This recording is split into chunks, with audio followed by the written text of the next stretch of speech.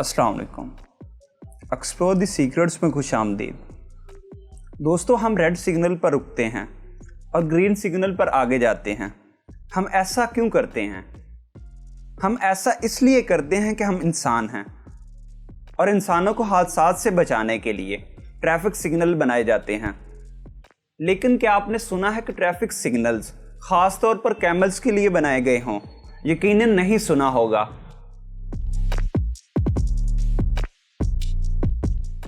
आपने ये तो सुना होगा, जो कहीं नहीं होता वो चाइना में होता है।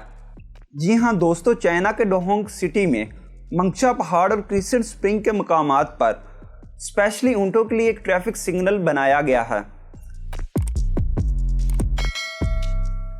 सामीने मुहतरम, ये बिल्कुल आम ट्रैफिक सिग्नल की तरह काम करता है। जब सिग्नल ग्रीन होता है तो ऊँट चलते हैं और रेड होने पर रुकते हैं। दोस्तों, है ना अमेजिंग स्टोरी? आज के लिए इतना ही।